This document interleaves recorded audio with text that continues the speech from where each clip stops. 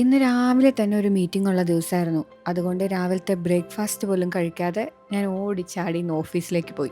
സാധാരണ first half തന്നെ work തീർക്കാനുണ്ട്, അല്ലെങ്കിൽ കുറച്ച് മീറ്റിംഗ്സ് ഒക്കെ ഉണ്ടെങ്കിൽ ഞാൻ അന്നത്തെ ദിവസം വർക്ക് ഫ്രം ഹോം ആയിരിക്കും.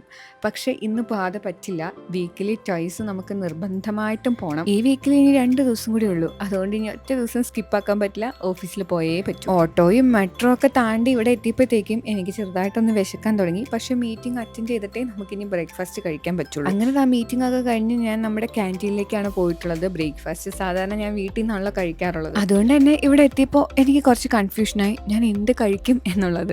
ആദ്യം വിചാരിച്ചു നല്ല ചൂട് വടയും ഒരു ജ്യൂസും കുടിക്കാന്ന്. പിന്നെ വിചാരിച്ചു ജ്യൂസിനേക്കാളും കുറച്ചും കൂടി ഹെൽത്തി ഓപ്ഷൻ കട്ട് ഫ്രൂട്ട്സ് അല്ലേ, അത് തന്നെ കഴിച്ചേക്കാം. എന്നിട്ട് നമ്മൾ ഓഫീസിലെത്തുമ്പോൾ വെള്ളം കുടിച്ചാൽ മതിയല്ലോ.